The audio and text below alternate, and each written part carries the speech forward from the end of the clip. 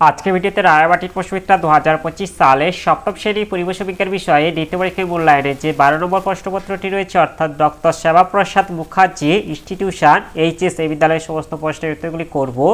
তার আগে তোমরা কেউ যদি আমার চ্যানেলে নতুন হয়ে থাকো তাহলে চ্যানেলটি অবশ্যই সাবস্ক্রাইব করে নেবে। প্রথমে ফিজিক্যাল সায়েন্সে একে দেখে আছে নিম্নলিখিত প্রশ্নগুলি থেকে সঠিক উত্তরটি নির্বাচন করো। এক আছে সমতল আয়নার সঙ্গে 25 ডিগ্রি কোণে কোনো আলোক রশ্মি ওই আয়নার উপর আপতিত হলে প্রতিফলন কোণের মান হবে তবে 65 ডিগ্রি।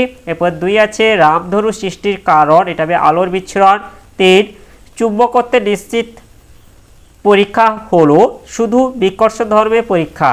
এরপরে 4 একটি দণ্ডচুম্বককে 3টি টুকরো করা হলো, তবে 3টি টুকরোই চুম্বক থাকবে। 5 রাসায়নিক শক্তি তড়িৎ শক্তিতে রূপান্তর হয়, এটা হবে ব্যাটারিতে। এরপরে 2 দিকে আছে নিম্নলিখিত প্রশ্নগুলির উত্তর দাও। এক আছে সুচিত্র ক্যামেরার গঠিত ছবি প্রতিকৃতি না প্রতিবিম্ব, এটা হবে প্রতিকৃতি। এরপরে 2 আছে একটি রশ্মি জল থেকে কাঁচে প্রতিসৃত হলে প্রতিসৃত রশ্মিটির প্রকৃতি কীরূপ হবে, এটা হবে অবিলম্বের কাছে চলে আসবে। এরপরে 13 আছে প্রিজম দ্বারা সাদা বর্ণের রশ্মি বিচ্ছুরণের মধ্যবর্ণ কোনটি, এটা হবে সবুজ হবে। এরপরে 4 আছে এলইডি এর পুরো নাম কি, এটা হবে লাইট এমিটিং ডায়োড। এরপরে 5 আছে একটি জীবাশ্ম জ্বালানির নাম লেখো, এটা হবে কয়লা। এরপরে 3 দাগে আছে নিম্নলিখিত প্রশ্নগুলির উত্তর দাও। এক আছে আলো নিয়মিত ও বিক্ষিপ্ত প্রতিফলনের দুটি পার্থক্য লেখো। এর উত্তরটি হলো এখান থেকে আমরা দুটো লিখে দেবো। এক হচ্ছে তলের মসৃণতা, প্রতিফলক তল মসৃণ হওয়া প্রয়োজন, এটা হবে প্রতিফলক তল অমসৃণ হওয়া প্রয়োজন। এরপর 2 আছে প্রতিফলিত রশ্মিগুচ্ছের অভিমুখ, এটা হবে প্রতিফলিত রশ্মিগুলি নির্দিষ্ট দিকে যায়, এটা হবে প্রতিফলিত রশ্মিগুলি বিভিন্ন দিকে ছড়িয়ে পড়ে। এরপরে 2 আছে একটি চুম্বকের দৈর্ঘ্য 1 মিটার হলে তার চৌম্বক দৈর্ঘ্য কত, এটা হবে 1 গুণিতক 0.86 সমান 0.86 মিটার। এরপরে 3 আছে তড়িৎ চুম্বকের মেরু শক্তি বাড়ানোর দুটি উপায় লেখো। এক হচ্ছে তড়িৎ প্রবাহ মাত্রা বাড়িয়ে, আর 2 হচ্ছে কুণ্ডলিখিত তারের পাক সংখ্যা বাড়িয়ে, এটা হচ্ছে মেরু শক্তি বাড়ানো যায়। এছাড়া চুম্বকটিকে যদি ইউ আকৃতি করা হয় তার দুটি মেরু শক্তি বৃদ্ধি পাবে। এরপরে 4 আছে প্রাইমারি সেল বা ডিসপোজেবল সেল কাকে বলে, এর উত্তরটি হলো প্রাইমারি সেল বলতে এমন একটি ব্যবস্থাকে বোঝায় যেখানে বিভিন্ন বস্তুর রাসায়নিক বিক্রিয়ার মাধ্যমে রাসায়নিক শক্তি সরাসরি তড়িৎ শক্তিতে রূপান্তরিত হয় এবং আমরা তড়িৎ প্রবাহ পাই। এই কোষগুলি একবারই ব্যবহার করা যায়, উদাহরণ টর্চ, রেডিও, খেলনা, টিভি রিমোট, বাইসাইকেল, ল্যাম্প, ছোট টেপ রেকর্ডার প্রভৃতিতে প্রাইমারি সেল ব্যবহৃত হয়। এরপরে 4 দিকে আছে নিম্নলিখিত প্রশ্নগুলির উত্তর দাও। এক আছে সূর্যগ্রহণ কিভাবে হয় তা চিত্রসহ লেখো। এর উত্তরটি হলো এই যে তোমাদের সাইটে সূর্যগ্রহণের চিত্র দেওয়া আছে।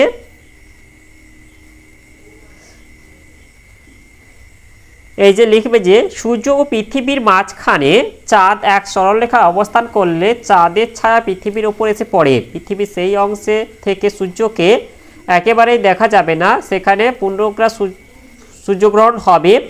এই গ্রহণ চলাকালীন সম্পূর্ণ সূর্যই চাঁদের আড়ালে চলে যায়, তাই পৃথিবীটাকে আর সূর্যকে একেবারেই দেখা যাবে না, কিছুক্ষণের জন্য চারিদিক অন্ধকার হয়ে যাবে।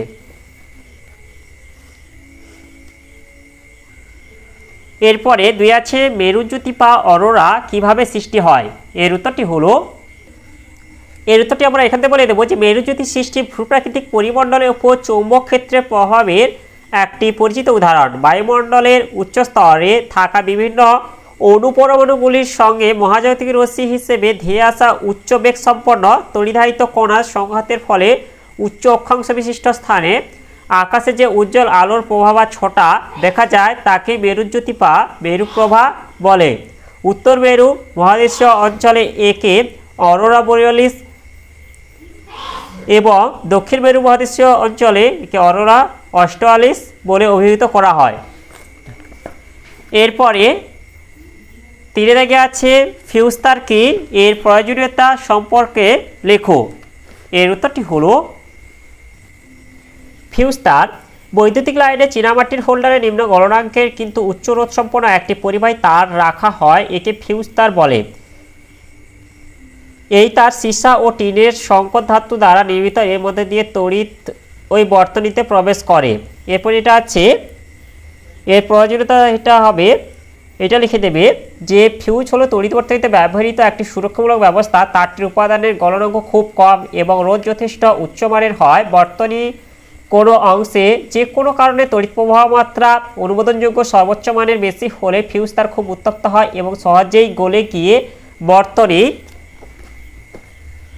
ছিন্ন হয়। ফলে বর্তনী বা ব্যবহৃত দামি বৈদ্যুতিক যন্ত্রগুলি অতিরিক্ত তাপের প্রভাবে ক্ষতিগ্রস্ত হওয়ার হাত থেকে রক্ষা পায়। নষ্ট হয়ে যাওয়া ফিউজ তারটি পাল্টে দিলে বর্তনী ও সংশ্লিষ্ট যন্ত্রটি আবার ব্যবহারের উপযোগী হয়। এরপরে 4 এটা হচ্ছে বায়ু শক্তি ব্যবহারের সুবিধাগুলি লেখো। এর উত্তরটি হলো সুবিধা 1 হচ্ছে মুখ্য উপাদান বায়ু বিনা খরচে আহরণযোগ্য। 2 বায়ু কলের গঠন সরল, ছোট আকারে এবং প্রতিস্থাপন সহজ। এবং এটা যে কোনো স্থানে এমনকি কৃষিক্ষেত্রেও বায়ুকল বসানো যায়। এরপরে আছে কোনো দূষণ ঘটায় না এবং কোনো বর্জ্য পদার্থ উৎপন্ন হয় না। এরপরে আছে একবার বসানো দীর্ঘদিন চলে। এরপরে আছে বায়ুকল বসানো এবং রক্ষণাবেক্ষণের খরচ অপেক্ষাকৃত কম, তাই পদ্ধতিটি অধিক দক্ষতা সম্পন্ন। এরপরে জীববিজ্ঞানে আছে 1 দাগে নিচের প্রশ্নগুলির সঠিক উত্তরটি নির্বাচন করে পূর্ণবাক্যে উত্তর দাও যে কোনো 5টি। 1 আছে মূলের ডগায় উপস্থিত টুপির মতো অংশকে বলে মূলত্র। এরপর 2 আছে কাণ্ডের যে জায়গা থেকে শাখা বা পাতা বের হয় সেই জায়গাটিকে বলে পর্ব। এরপরে 3 আছে রূপান্তরিত অর্ধবায়বীয় কাণ্ড দেখা যায় যে উদ্ভিদে, সেটি হলো এটা কচুরিপানা। এরপর 4 আছে ফুলের যে অংশটি ফলে পরিণত হয় সেটি হলো এটা ডিম্বাশয়। এরপরে 5 আছে গাঢ় নুন জল হলো লোহিত রক্তকণিকার সাপেক্ষে হাইপারটনিক। এরপরে 6 আছে অঙ্কুরোদ্গমের জন্য আবশ্যিক হলো এটা অক্সিজেন। এরপরে 2 দিকে আছে শূন্যস্থানে উপযুক্ত শব্দ বসিয়ে পূরণ করো যে কোনো 5টি।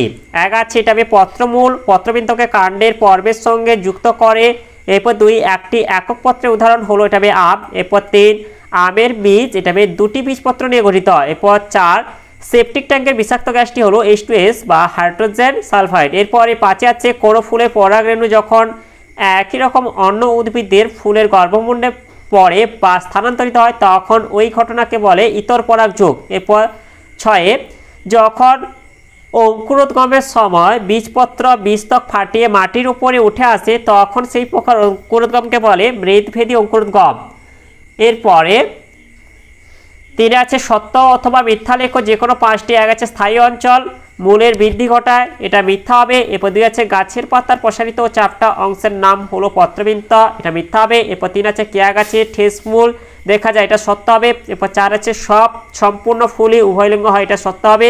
এরপর 5 কুটেলাম দ্বিবীজপত্রী বীজের বৈশিষ্ট্য, এটা মিথ্যা হবে। এরপর 6 আছে অবিশ্রাবণে কেবল দ্রাবক অণু চলাচল ঘটে, এটা সত্য হবে। এরপর 4 দাগে আছে নিচের প্রশ্নগুলির উত্তর দাও যে কোনো একটি। 1 আছে একটি আদর্শ ফলের চিত্র এঁকে প্রদত্ত অংশগুলি চিহ্নিত করো। এতে আছে বহিঃত্বক, বিতে আছে অন্তঃত্বক, সিতে আছে মধ্যত্বক, ডিতে আছে বীজ। একটি যৌগিক ফলের উদাহরণ দাও। একটি যৌগিক ফলের উদাহরণ হলো যেমন হচ্ছে কাঁঠাল, আতা, এগুলো থেকে তোমরা যে কোনো একটি বলে দেবে। এরপরে এর আগে যেটা আছে ফলের চিত্র, এই যে একটা যেমন আদর্শ ফল হচ্ছে আম, এর চিত্র অঙ্কন করে দেবে, দিয়ে বহিঃত্বক, মধ্যত্বক, অন্তঃত্বক এবং বীজ, যে এগুলি হচ্ছে তোমরা চিহ্নিতকরণ করে দেবে। এরপরে 2 দেখে আছে ব্যাপন ও অভিস্রবণের 2টি পার্থক্য লেখো।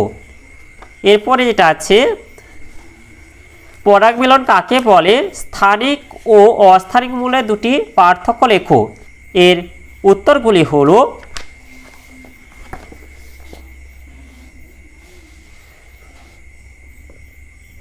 ব্যাপন অভিস্রবণ 1 হচ্ছে সঞ্চারিত অণুর প্রকৃতি, এটা হবে কঠিন তরল বা গ্যাসীয়, এটা হবে কেবলমাত্র দ্রবণ। এরপরে 2 যেটা আছে পর্দার উপস্থিতি, এটা হবে আবশ্যক নয়, এটা হবে অর্ধবেদ্য পর্দার উপস্থিতি আবশ্যক।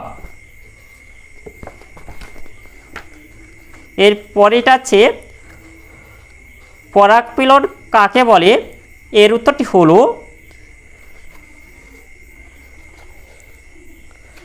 ফুলের পরাগধানী থেকে পরাগ রেণু ওই ফুলের গর্ভমুণ্ডে বা একই গাছের অন্য ফুলের গর্ভমুণ্ডে বা একই প্রজাতির অন্য গাছের ফুলে গর্ভমুণ্ডে স্থানান্তরিত হওয়াকে পরাগ মিলন বা পরাগযোগ বা পরাগ সংযোগ বলে।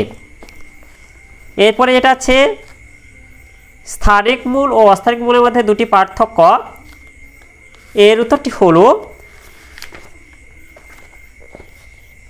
এই যে উৎপত্তি ভ্রূণমূল থেকে উৎপন্ন হয়, ভ্রূণমূল ছাড়া উদ্ভিদের যে কোনো অংশ থেকে উৎপন্ন হয়। এরপর যেটা আছে শাখা প্রশাখা, এটা উপস্থিত, এটা হবে অনুপস্থিত। এরপরে 3 আছে শিরাবিন্যাস বলতে কি বোঝায়, জালিকা আকার শিরাবিন্যাস দেখা যায় এমন একটি উদ্ভিদের নাম লেখো, এটা হবে আম হবে। এরপরে এটা হচ্ছে একটি সম্পূর্ণ ও একটি অসম্পূর্ণ ফুলের উদাহরণ দাও। একটি সম্পূর্ণ ফুলের উদাহরণ হলো জবা, একটি অসম্পূর্ণ ফুলের উদাহরণ হলো কুমড়ো। এবং এর আগের প্রশ্নের উত্তরটি হলো